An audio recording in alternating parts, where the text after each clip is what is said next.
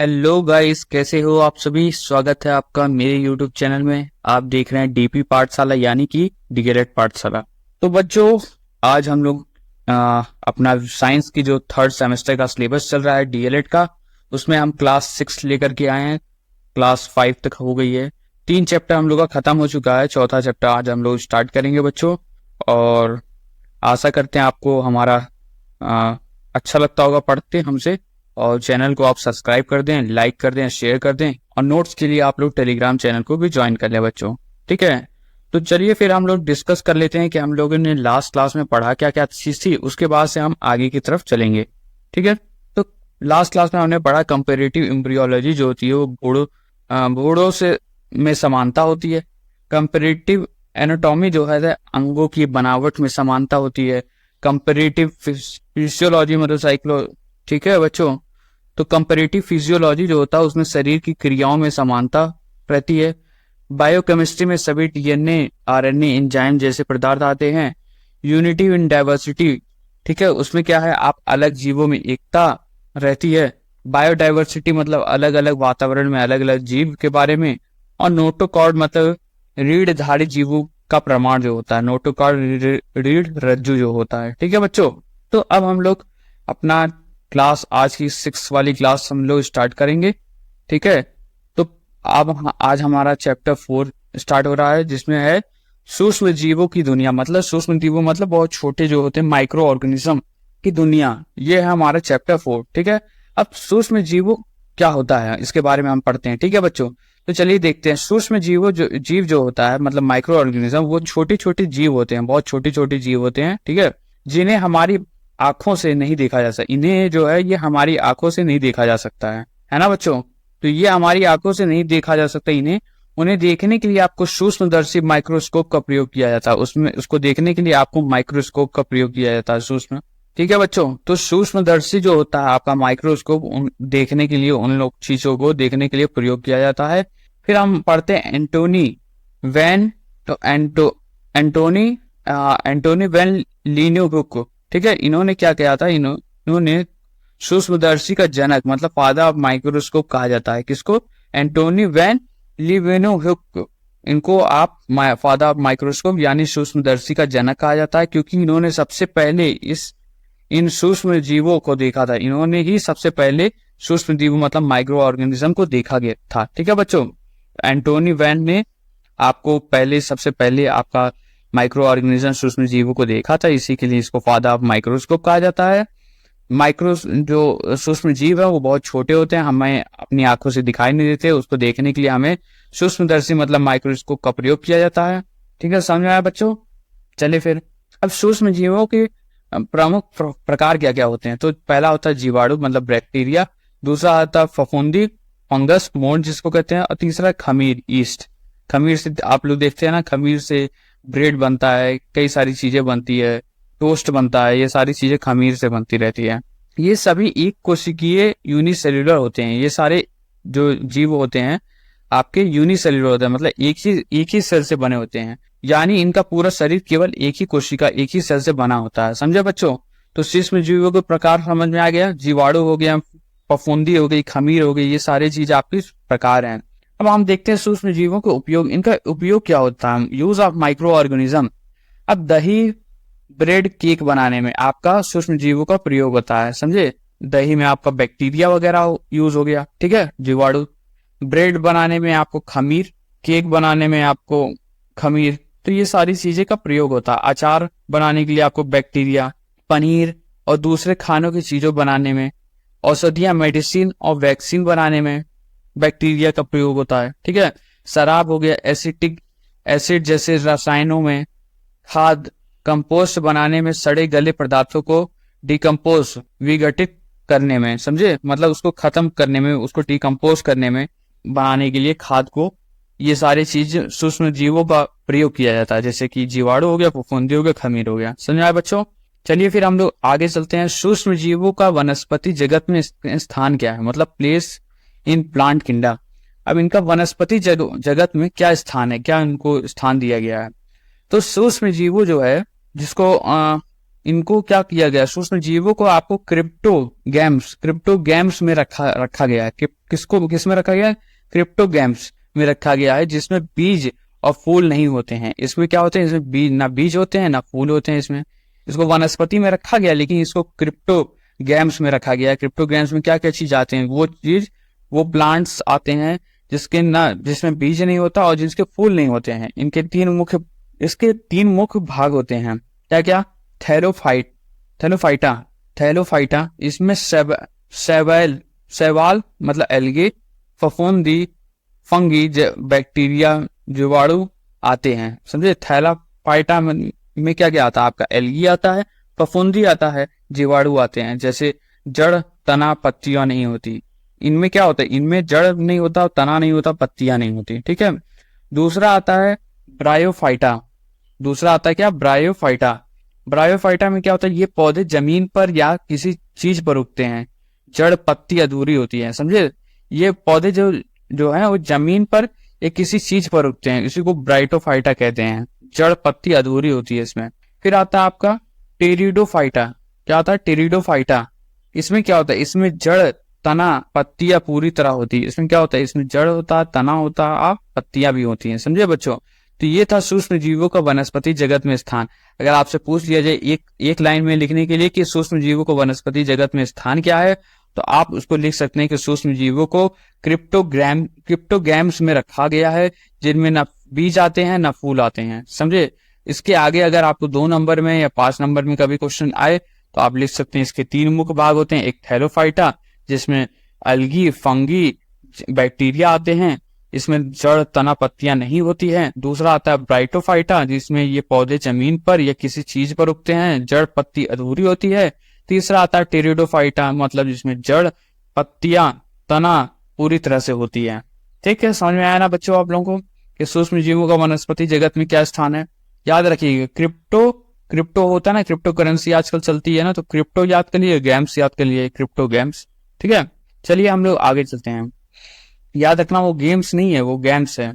ठीक, अब हम पढ़ते हैं जीवाणु के बारे में। जीवाणु क्या है? जीवाणु यानी बैक्टीरिया। इसका खोजकर्ता कौन है? Antonie van Leeuwenhoek. ठीक है, एंटोनी वैन ल्यूवेनहुक, याद कर लीजिएगा इसको। इसी को फादर ऑफ माइक्रोस्कोप भी कहा जाता है। ठीक है, अब इन्होंने बैक्टीरियोलॉजी का जनक कहा गया जाता है। इनको ही बैक्टीरियोलॉजी का जनक भी कहा जाता है। एंटोनियो वैन ल्यूवेनहुक, आपका यहाँ पे देखिए, एंटोनियो वैन ल्यूवेनहुक, इन्हीं को आप फादर ऑफ माइक्रोस्कोप भी कहा जाता है। इन्हीं को आप बैक्टीरियोलॉजी का जनक भी कहा जाता है। ठीक है, तो जीवाणु की अब संरचना हम पढ़ते हैं, स्ट्रक्चर ऑफ बैक्टीरिया सेल। अब बैक्टीरियल सेल जो होता है, जीवाणु जो है, उसकी संरचना क्या होती है, उसमें क्या क्या होता है सेल में। ठीक है, तो उसके सेल में कोशिकीय भित्ति, सेल हमने पढ़ा है ना, सेकेंड सेमेस्टर में हमने पढ़ा है कि सेल होता है, सेल के अंदर क्या क्या चीज होते हैं। सेल वॉल होता है, साइटोप्लाज्म होता है, न्यूक्लियस होता है, आपका माइटोकॉन्ड्रिया होता है, कई सारी चीजें, लाइपोसोम्स होते हैं। ठीक है, तो उसी तरीके से आपका अगर बैक्टीरिया सेल का स्ट्रक्चर देखना हो, संरचना देखना हो जीवाणु पे, तो उसमें क्या क्या होंगे? उसमें कोशिकीय भित्ति यानी सेल वॉल होंगे। सेल वॉल क्या करता है? सुरक्षा प्रदान करती है। ठीक है बच्चों, दूसरा आता है कोशिका द्रव। कोशिका द्रव में क्या आता है? आपका साइटोप्लाज्म, जो अंदर मौजूद द्रव होता है, जिसमें सारी चीजें रहती हैं, तैरती रहती हैं, वो द्रव हो गया आपका कोशिकाएं। कोशिका द्रव जिसको बोलते हैं साइटोप्लाज्म। तीसरा आता है न्यूक्लियोइड, जो केंद्रक जैसा भाग, न्यूक्लियस नहीं होता इसमें। समझे? केंद्रक जैसा भाग, न्यूक्लियस नहीं होता है, न्यूक्लियोइड इसको। फिर आता है कशाभिका, फ्लैगिला जिसको बोलते हैं, चलने में मदद करने वाला पतला धागा होता है। इसमें ये क्या होता है? पतला धागा होता है जो चलने में मदद करता है इन सारी चीजों को। ठीक है, तो ये चीज थी आपकी स्ट्रक्चर्स ऑफ जीवाणु की संरचना, स्ट्रक्चर ऑफ बैक्टीरियल सेल। क्या क्या आ गया? कोशिकीय भित्ति मतलब सेल वॉल, कोशिका द्रव मतलब साइटोप्लाज्म, न्यूक्लियोइड। ठीक है, फिर कशाभिका मतलब फ्लैगिला। ठीक है, अब हम कशाभिका जो है उसका हम प्रकार देखेंगे, फ्लैगिला का प्रकार देखेंगे, कितने टाइप के होते हैं, कितने प्रकार के होते हैं कशाभिका। ठीक है, तो क्या होता है? पहला होता है मोनोट्राइकस। ठीक है, ये एक कोशिकी, ये कशाभिका है। ठीक है, फिर आता है आपका एम्फीट्राइकस। एम्फीट्राइकस क्या है? दोनों सिरों पर होता है ये। ठीक, तीसरा आता है आपका पेरीट्राइकस। पेरीट्राइकस क्या है? चारों तरफ होता है ये, किसमें? सेल में। ठीक है, फिर आता है लोफोट्राइकस। लोफोट्राइकल का एक तरफ गुच्छा बना रहता है, एक ढेर सारा गुच्छा बना होता है एक तरफ, उसी को आप लोफोट्राइकस कहते हैं। ठीक है। पांचवा आता है आपका एट्रिकस। एट्रिकस क्या है आपका? बिना कशाभिका के। ठीक है, मतलब बिना कशाभिका के, मतलब बिना फ्लैगिला के। तो ये 5 प्रकार होते हैं आपके कशाभिका के। क्या क्या? मोनोट्राइकस, एम्फीट्राइकस, पेरीट्राइकस, लोफोट्राइकस और एट्रिकस। तो ये 5 प्रकार के कशाभिका होते हैं आपके, मतलब फ्लैगिला होते हैं। इसका नाम याद करना उतना जरूरी नहीं है, इतना नहीं आता आपको डिटेल में। ठीक है बच्चों, तो चलिए हम लोग चलते हैं। अब जीवाणु के आकार क्या क्या होते हैं, कितना हम लोग का बचा हुआ है, दो स्लाइड बचे हुए हैं, ज्यादा नहीं है। ठीक है, अब हम पढ़ते हैं जीवाणु के आकार क्या होते हैं। आइए, जीवाणु के आकार, शेप्स ऑफ बैक्टीरिया। तो गोलाकार, स्पेरिकल, गोलाकार होता है जिसको स्पेरिकल बोलते हैं। क्या? कोकस हो गया। अब इसमें क्या आता है आपका? माइक्रोकोकाई अकेले। ठीक है, डिप्लोकोकाई जड़ों में होता है। स्ट्रेप्टोकोकाई ये आपका लड़ी में होता है। फिर आता है स्टेफिलोकोकाई झुंड में होता है। फिर आता है आपका सारसीना, 8 या अधिक का समूह जो होता है जीवाणु में। तो ये सारे शेप हैं गोलाकार के, तो इतना आपको जानने की जरूरत नहीं है। आप लिख सकते हैं जीवाणु का आकार में गोलाकार होता है, फिर आपका छड़ाकार होता है मतलब रॉड शेप, फिर आता है आपका स्पाइरल शेप जो बोलते हैं, सर्पाकार जिसको स्पाइरल शेप बोलते हैं, फिर आता है आपका कोमा आकार मतलब कॉमा आकार, कॉमा शेप। ठीक है, तो ये 4 आपके आकार होते हैं। गोलाकार आपका स्पेरिकल हो गया जिसको कोकस बोलते हैं, ऐसे समझ लो। छड़कार जो रॉड शेप होता है, रॉड की तरह होता है। बैक्टीरिया, इसको आपको बैसिलस कहते हैं। लैक्टोबैसिलस याद है ना, आपने पढ़ा होगा कभी ना कभी। तो बैसिलस जो होता है वो रॉड शेप का होता है, मतलब छड़ाकार शेप का होता है। फिर आता है सर्पाकार। ठीक है, ये क्या है? स्पाइरल शेप, स्पाइरिलम इसको कहते हैं। चौथा आता है कोमाकार, कॉमा शेप होता है। विब्रियो जो होता है वो आपका कॉमा आकार में होता है। ठीक है, तो ये थे आपके बच्चों जीवाणु के आकार। अब हम पढ़ने वाले हैं बच्चों जीवाणु के कार्य क्या क्या होते हैं, समझ में आया? तो जीवाणु के कार्य क्या क्या होते हैं? लाभदायक, अगर हेल्पफुल कार्य हम लोग अगर देखा जाए जो हमारे काम में आए, जिससे कोई हानि ना हो, तो क्या क्या है वो? खाद बनाना हो, कंपोस्ट बनाना हो। ठीक है, खाद बनाना हो आपका। औषधियों में उपयोग होता है, औषधियों में उपयोग होता है। सफाई और पर्यावरण में संतुलन करता है, सफाई और पर्यावरण में संतुलन करता है। ठीक है, कुछ खाने बनाने में भी उपयोग होता है। ठीक, हानिकारक, हार्मफुल जो होता है। अब हार्मफुल वाला भी हम देख लेते हैं। ठीक है बच्चों, हार्मफुल में क्या क्या आएगा? हार्मफुल में आपका आएगा खाद्य पदार्थ का सड़ाना, खाद्य पदार्थ जो है वो उसका सड़ना, बीमारियां फैलाना। ये सारी चीजें आपके बैक्टीरिया जीवाणु के कार्य में आएंगे जो हानिकारक होते हैं। अब रोग फैलाने वाले कुछ बैक्टीरिया होते हैं। सेकेंड सेमेस्टर में हम लोगों ने पढ़ा था कि कुछ बैक्टीरिया होते हैं जो रोग फैलाते हैं, उनके बारे में। ठीक है, तो कौन कौन से बैक्टीरिया? कुछ बैक्टीरिया हम लोग पढ़ लेते हैं जो रोग फैलाते हैं, जैसे कि आपका हैजा हो गया जिसको कोलेरा बोलते हैं। ये कौन सा है? Vibrio cholerae, Vibrio cholerae. ठीक है बच्चों, ये हैजा आपको, इस बैक्टीरिया से आपको हैजा होता है। फिर आता है 6 मतलब tuberculosis, tuberculous bacillus. Tuberculous bacillus जो होता है उससे आपको ट्यूबरकुलोसिस होती है। ठीक है बच्चों, फिर आता है आपका प्लेग। प्लेग क्या है आपका? पेस्टुरुला पेस्टस आपका प्लेग से होता है। निमोनिया है आपके आ गया डिप्लोकोकस निमोनिया, ये बैक्टीरिया का नाम है। ये सारी चीजें बीमारियां हैं, ये बैक्टीरिया का नाम है। इसको आप याद कर सकते हैं, कभी ना कभी आपसे पूछ लिया जाता है कि ये इस बीमारी किस बैक्टीरिया से होती है, तो उसके बारे में आप लिख सकते हैं। हैजा हो गया, ट्यूबरकुलोसिस हो गया, प्लेग हो गया और निमोनिया हो गया। ठीक है बच्चों, तो ये थी आज की क्लास। आशा करता हूँ आज की क्लास आप लोगों को पसंद आई होगी, अच्छी लगी होगी। ये थी क्लास आपकी साइंस की क्लास 6, और हम लोगों ने आज क्या क्या पढ़ा उसको हम डिस्कस कर लेते हैं। हम लोगों ने आज चैप्टर 4 मतलब सूक्ष्म जीवों की दुनिया के बारे में पढ़ा। सूक्ष्म जीवो क्या होते हैं उसके बारे में पढ़ा हमने। ठीक है, फादर ऑफ माइक्रोस्कोप कौन है उनके बारे में हमने पढ़ा। सूक्ष्म जीवों के मुख्य प्रकार क्या होते हैं वो हमने पढ़ा। सूक्ष्म जीवों का उपयोग क्या होता है, यूज ऑफ माइक्रो ऑर्गेनिज्म, वो चीज हमने पढ़ी। सूक्ष्म जीवों को वनस्पति जगत में स्थान क्या है वो चीजें हमने पढ़ा। समझ में आया ना बच्चों? तो सूक्ष्म जीवों का वनस्पति जगत में स्थान हमने पढ़ा, जिसको क्रिप्टोगैम्स में रखा गया है। फिर हमने जीवाणु के बारे में पढ़ा, उसके जीवाणु की संरचना के बारे में पढ़ा। सेल वॉल होता है, साइटोप्लाज्म होता है, न्यूक्लियोइड होता है, फ्लैगिला होता है। ठीक है, फ्लैगिला के कुछ प्रकार हमने पढ़ लिए हैं। फिर हमने पढ़ा कि शेप क्या क्या होते हैं, आकार क्या क्या होते हैं जीवाणु के, गोलाकार, छड़कार, स्पाइरल, कॉमा आकार। ठीक है, फिर जीवाणु स्पाइरल क्या होता है, स्पाइरल यही है, ऐसे ऐसे ऐसे ऐसे ऐसे ऐसे आप देखो ना, स्पाइरल बाइंडिंग होती है कुछ बुक में ऐसे करके लगा होता है। या टेलीफोन, टेलीफोन आपने देखा होगा ना, टेलीफोन पहले के जमाने में जो टेलीफोन होता था उसकी वायर कैसे ऐसे गोल गोल घूमी रहती थी स्पाइरल की तरह। ठीक है, तो ये हो गया आपका स्पाइरल शेप। फिर आता है जीवाणु के कार हमने देख लिए, जो लाभदायक होते हैं, यूजफुल होते हैं और कुछ हानिकारक होते हैं।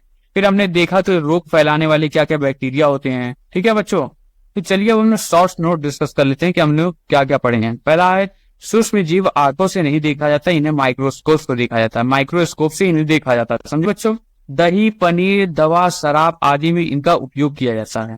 बैक्टीरिया, खमीर, फफूंदी प्रमुख प्रकार हैं। ठीक, सूक्ष्म जीव वो आपका थैलाफाइटा वर्ग में आता है। किसमें आता है, थैलाफाइटा में वर्ग में आता है। बैक्टीरिया के आकार जो है गोल होते हैं, छड़ होते हैं, सर्प होते हैं, सर्प क्या हो गया आपका, स्पाइरल और कोमा, ये 4 प्रकार के आकार होते हैं। बैक्टीरिया अच्छे भी होते हैं और हानिकारक भी होते हैं, अच्छे भी होते हैं हानिकारक भी। कई बीमारियां बैक्टीरिया से होती है। समझा बच्चों, आशा करता हूं बच्चों आज की क्लास आप लोगों को अच्छी लगी होगी।